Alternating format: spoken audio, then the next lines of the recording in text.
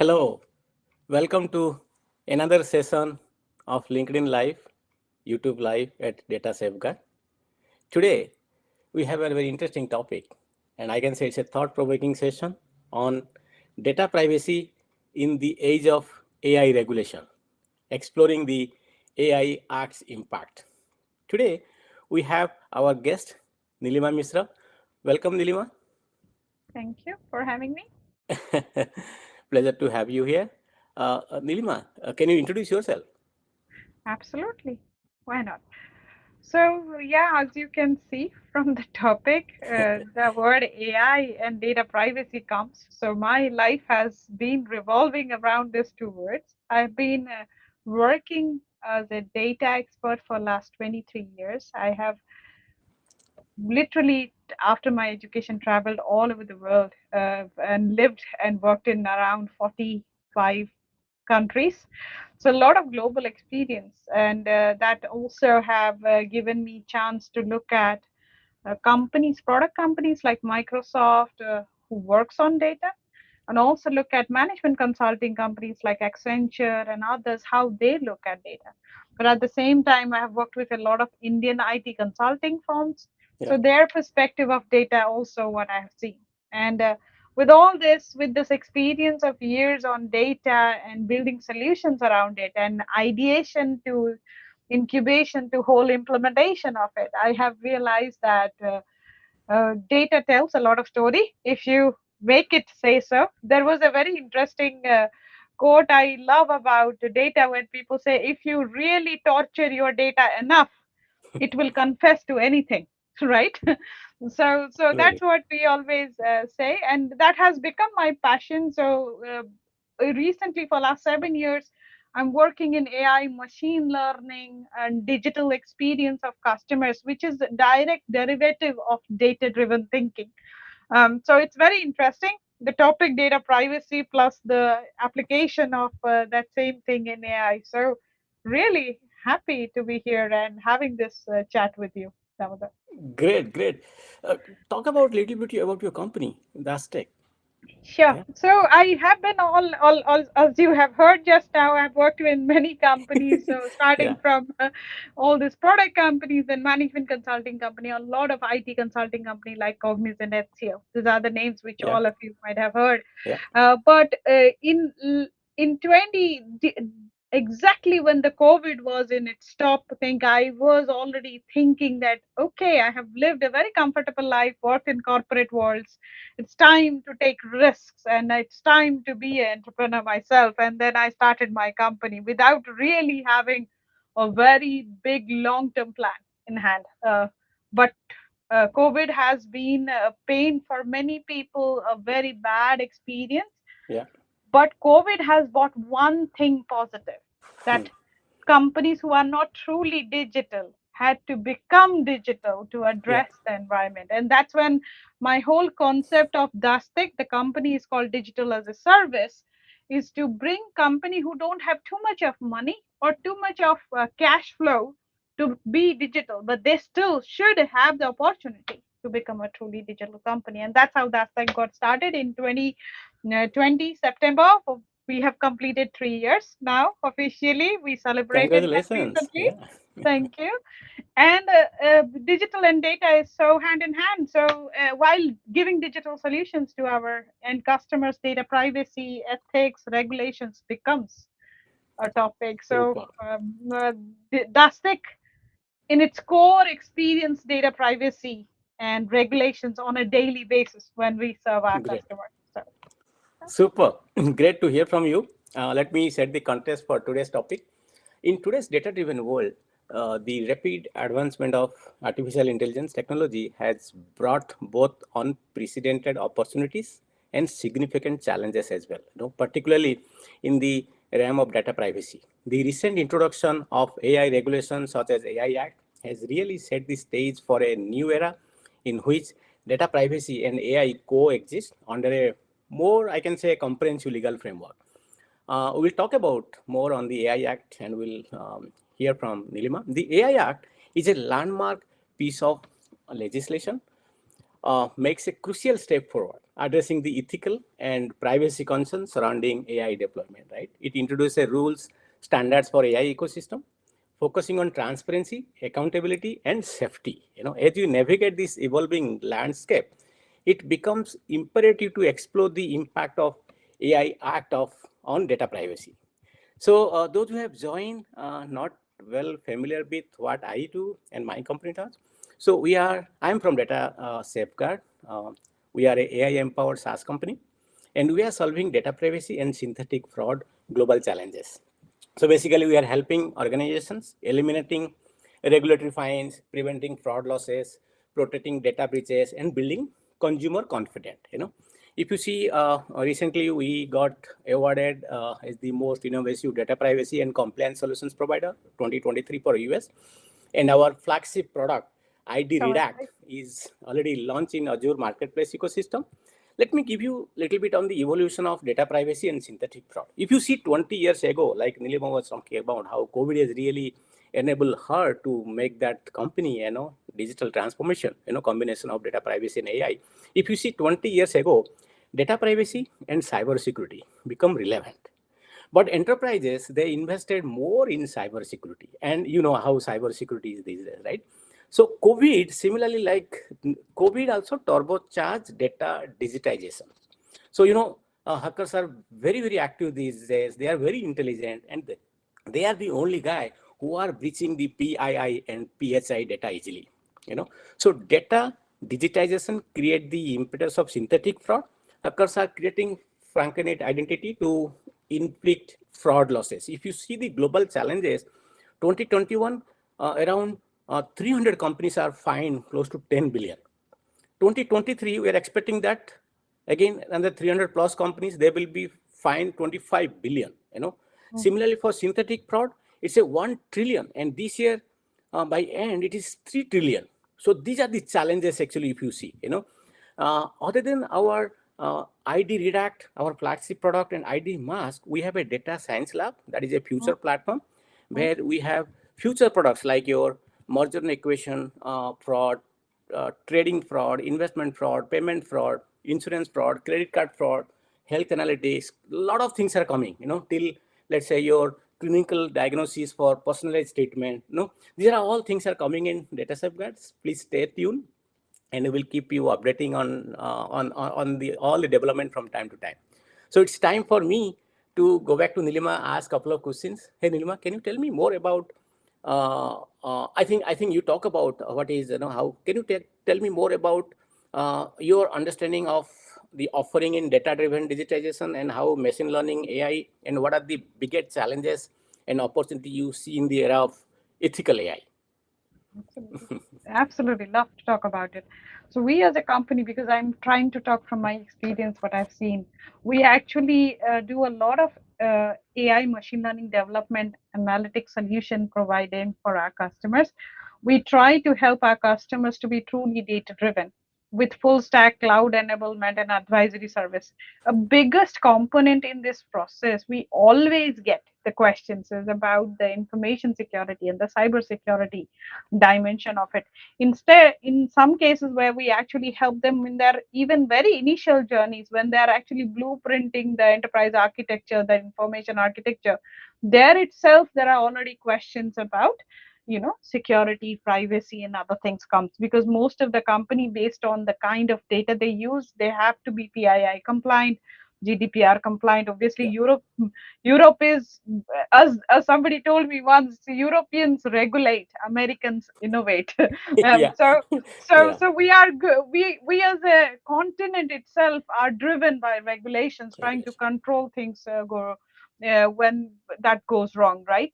I have still felt with a lot of effort and energy going around all of this, the biggest three things that the challenges that we see, and which are also opportunities, because there is a challenge, that is always an opportunity. One is the lack of transparency in the AI tools. That means when you are having certain data sent and the AI machine makes a decisions based on certain machine learning that is being inbuilt into it, the final decision is displayed to you. Like, for example, somebody is applying for a job, and there is a AI. engine behind it, which makes the decision whether that person qualifies for that job or not. And then finally, he gets a result, Yeah. qualified, yes or no. Now, the process of the AI tool to make this decision, which is a decision tree structure, what are the parameters that was considered? That thing was never displayed back to the person who has applied for the job, Yeah. right? So that is the problem of transparency, that you don't know what kind of data that AI machine is taking into account, what kind of variables are it looking at to make. So the transparency is the number one issue. The second issue is AI is not neutral. I was talking in this AI ethical seminar, and I was saying that typically people assume that if machine is doing something, it's not biased, but that's not true. Yeah. Because machine only learns like human by trial and error method, Yeah. by Yeah. looking at the various data given to us. So Yeah. even though we assume that the decision is made by a machine or a software, it will be neutral. That's not true. It can have its own biases based on the data that is given to it. So that's the second challenge. Yeah. And the third challenge is the for building this AI solutions, the practices that this companies, software companies use for gathering data, that hampers the privacy of individuals. I Yeah. can give you example. Sure. Like, let's say you want to build a brilliant solution for your customer who want to build customized bridal clothes. Now, customized bridal clothes, and you are actually asking the customer a couple of questions. Okay, what is your favorite style? Yeah. What is your uh, do you want a long dress? Do you want a short dress? Whether the wedding is going to happen on a sea beach, or whether the wedding is going to Yeah. happen inside a very private cottage, because you want to match the environment. So you're asking question with a Right. genuine interest to give the right solution to your customer, and then probably feeding this data into a tool which gives you potential all available different designs of bridal cloth you have in your Right. store, and say, okay, these are the 5 designs that might Yeah. be interesting for this person. Think about it. When you're collecting this data, you have no wrong intentions, but in reality, it is creating a bias. Yeah. It's the way, and you are privately invading this person's, you're asking private question, where exactly the marriage is being held, Yeah. how many guests would be there, what are Yeah. the color theme. These are very personal questions, right? Absolutely. Yeah. So this is where the data privacy being touched, right? Because if this data goes into wrong hands, Yeah. it would definitely create much more bigger challenge. So I think this three: transparency, AI being biased, Mm. and the collection of the data and the privacy around that data, how it is handled, are the three challenges. But as I said, these are also opportunities for us to solve Absolutely. and ethically handle them. Great. I think great explanation. And I was thinking you told about Europe regulate, America innovate. How would India? India implement or India support? Maybe support or implement. Support and implement. Yeah. So great. So another question coming to my mind. We discussed briefly about the what you call the AI, ethical AI, right? Um, you talk about also touch on data privacy in the age of digital AI regulation. Can you please give me something more about the proposed AI Act, especially in EU, That and is what is your take on data privacy in the age of AI regulation? Yeah. and this is one topic I have been stumbling upon for last 3 years, because this Okay. Mm. act was actually proposed quite early, a Okay. few years back. Mm-hmm. Obviously, it only gained the actual attention only June this year. So Mm. June this year is officially when you said that, yeah, this act is good enough, or this framework is good enough. Good enough. Now every country in Europe will start trying to build their own versions, because when Europe implement, though European Union is a single body, Yeah. they actually allow the countries to then further enhance that framework based on their country specific needs. Mm. That's how they also implemented GDPR. The Yeah. definition of GDPR is very common, but when it is implemented in each country, it is implemented with a little variation depending on the country's regulations, laws, etc.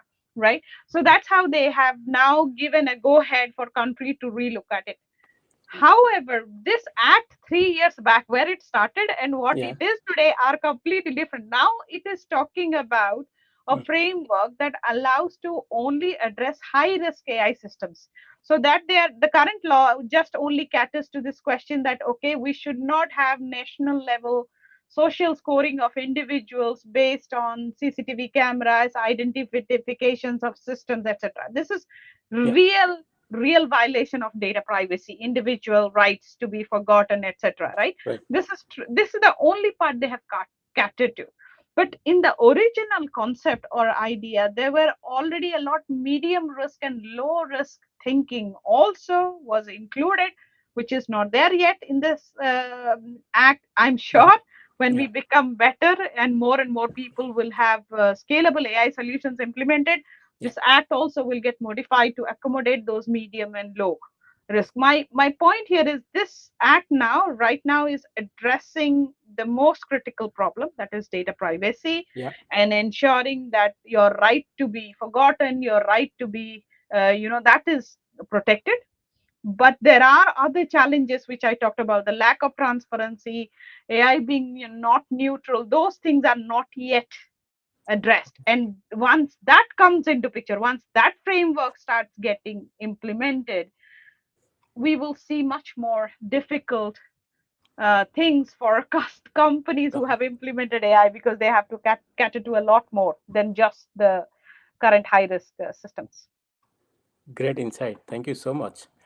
Another question, can you provide some kind of data privacy and leveraging AI extensively in some, let's say, large enterprise, a large organization, or maybe you can take medium to large? Yes, I think there are many use cases on AI, but primarily what we focus on AI is recently, and I'm a big fan of generative AI. Yeah. Recently, generative AI has been, it's one of the low risk elements that AI Act has upheld, but actually helping you in your enterprise creation, whether you want to do sales, marketing, whether you want to do speech to text, you want to generate images, you want to generate new logos, you want to describe a new vision mission statement. So whole enterprise creation process itself has been simplified by this Yeah. generative AI quite extensively, right? Then Yeah. AI have domain specific uses, for example, self-driving car Yeah. to automated any predictive maintenance for manufacturing, especially because I Yeah. work in Sweden and Stockholm. It's a Yeah. Yeah. manufacturing hub. Here they use AI for predictive maintenance, training enablement of shop floor staffs by AR, VR, and AI combined together. So there are so many, and particularly in healthcare and pharma, AI has a very strong role to play because it connects the data to make prediction about potential diseases and cures. But also AI has a lot more to play a role now, because wherever human capability to memorize a lot of data failed, Hmm. now the generative or large language models are allowing us to actually look at massive set of data and Yeah. then make much more capable conclusions at the end, right? So these are really brilliant examples, but the problem here is the one part which is not there in the AI Act in this current Okay. situation is Mm-hmm. about Mm. the explainability versus the privacy. And this is where this is the one area I feel data privacy and AI Absolutely. Act actually have a bit of a tussle between them. Because think about a situation that you have applied Mm. a fully automated based system for a identity card for a country specific. So Yeah. government has implemented a ID card where you just go for, take your photograph, take your biometrics, give some certain data, and that data is fed into a system. The system verifies whether the data is good, and then basically generates an ID card and send it back to your address, or Yeah. you Mm. collect it Mm. from somewhere. Mm. Mm. Now the verification process can be fully automated by a certain AI model. Now, whether you are eligible to receive that ID card, let's talk about an immigrant like me Yeah. who has Mm-hmm. moved from India to Sweden, and the decision that whether I will be allowed to be a citizen of Sweden, and Yeah. that decision, if it is done by a AI machine, Yeah. it will have certain parameters, like do I have a house that is meeting the criteria of my living standards, for Yeah. example? Do I Yeah. have a job that meets the standard of minimum salary to be paid, etc. Labor laws are very strong in this part of the world. mm, And then this there are certain criteria it looks at, right? And it yeah, also looks at a very interesting parameter, that how long in last 5 years, for example, if you're applying for being a citizen, you need to live in this country for 5 years. How yeah, long in this country within that 5 years you have lived it? How many times have you left the country and yeah, gone back to somebody else? A lot of parameters. Now, absolutely. let's think about a AI machine rejected my application, right? Mm, yeah, Now I have a right to know under what basis that application has been rejected, rejected. right? Now, this is when the challenge comes, Comes. because the Yeah, moment the AI yeah, machine has to explain on what parameters it decided that my application should be rejected, it has to actually start opening up very personal, sensitive information about me and tell me that, yeah, you know what happened? During this period, we expected you not to, you were not there. You did not earn the salary for this whole span, or during there was a gap, etc. So, these are explainability means deep diving mm, into the information and actually telling what are the personal variables you had absolutely. that did not meet make you meet the criteria. So it's actually against privacy. so so for example, if I go and file a lawsuit on Yeah, this topic, yeah, then somebody has to really open up all the personal information of mine to validate why I got this rejected. So that's where I think is one very interesting area, and I'm really looking forward to have more and more dialogue when privacy and explainability are and contradicting yeah. each other, and how do Mm. we balance it out? That would be my most interesting topic. Great, great Look insight. forward to. Even absolutely. Thank you, Nima, for sharing this wonderful experience. Even as you are in Sweden, and we know Europe is a manufacturing hub. A lot of German cars, let's say German side, Sweden side, Volvo, Daimler in in Germany. Even I was reading last week article, right? How the connected car data, they're all Mm. your private data, your driving pattern, right? Your where are you traveling, like your GPS location, everything is compromised, right? Yeah, And it's a privacy concern, right? And absolutely. today all cars coming on road out of the shop floor is all connected car, digital car. And yeah, maybe next time we should talk about privacy in or AI in connected car scenario. I actually will give you a very. I made Sure. met. There is a very interesting insurance company who are one of the biggest insurance company, and I met the chief data officer. Yeah. I was working for a management consulting company that time. I was not having my own company, but we were having a very interesting conversation, and I was like, do you have a behavioral driven insurance premium? Yeah. Because behave depending on how that person drives the car, Hmm. speeds up more, have more chances of we actually breaking rules, then have a higher premium versus a Yeah. person who is Yeah. very good driver, etc. Right? Yeah. And he started laughing, and I was like, why are you laughing? This is one of the most popular Yeah. AI models or Absolutely. solutions being implemented in US and very high adoption rate. Yeah. And he said, do you know what? There is a telecom company right now. We actually can buy a device, plug it into your car, and it would start tracking the behavior of the driver, Yeah. right? And then after some time, it gives that data back to the insurance company saying that, hey, this is the data, this is the behavior. You Mm. can set this guy's premium at this level. Nobody in Sweden agreed to put that device in their OBD2. machine, Mm. even though they were absolutely great drivers, right?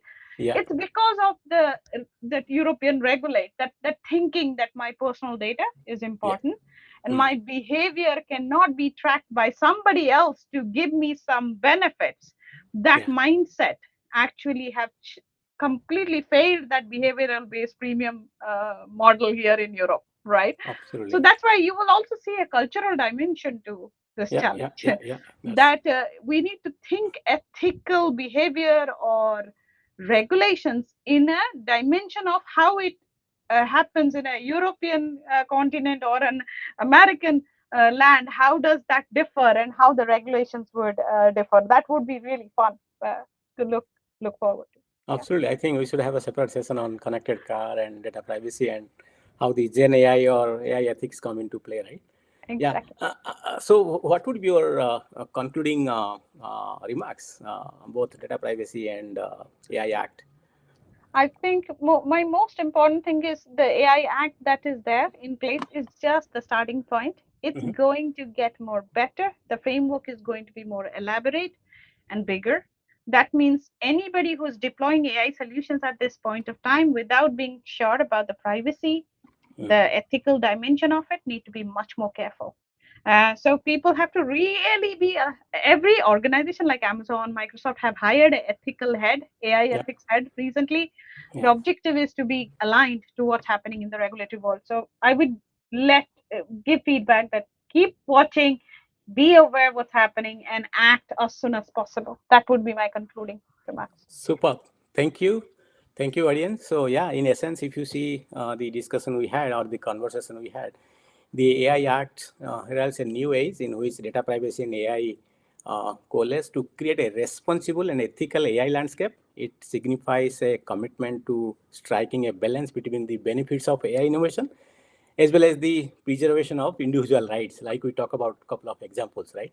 So as we explore the impact of AI Act, we embark a journey towards a future where AI technologies will empower us while respecting our fundamental rights to data privacy, you know.